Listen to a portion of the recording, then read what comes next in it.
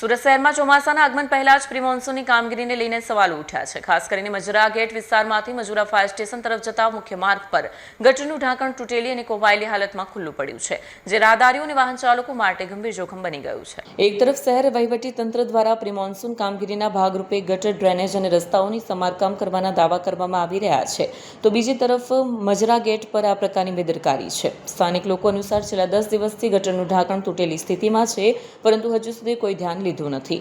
ચોમાસાને ગણતરીના દિવસો બાકી છે। જો વરસાદ શરૂ થાય તે પહેલા ખુલ્લા ગટરનું રિપેરિંગ ન કરવામાં આવે તો પાણી ભરાવાના કારણે અંદર કોઈ વાહન કે વ્યક્તિ પડી જવાની ઘટના બની શકે છે।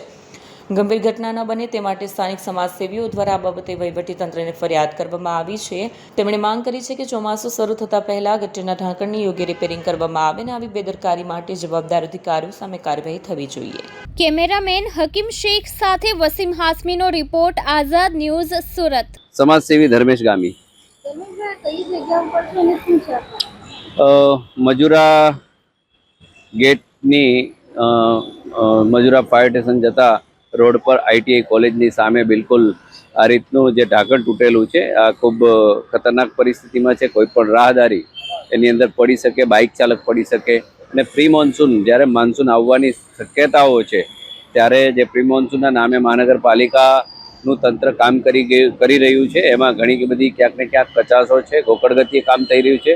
શહેરમાં ઘણી બધી જગ્યાએ ફૂટપાથના કામો અધૂરા છે, મેટ્રોની કામગીરી થઈ રહી છે, ત્યાં માટી પુરાણના કામો પણ થઈ રહ્યા છે। એટલે ત્વરિત જે કંઈ કામો છે એ મોન્સૂન પહેલાં થઈ જાય અને કોઈ પણ રાહદારીને કે કોઈ પણ સુરતીજનોને તકલીફ ના પડે એવા પ્રયત્નો મહાનગરપાલિકાની ટીમ કરે એવી અપેક્ષા રાખીએ છીએ।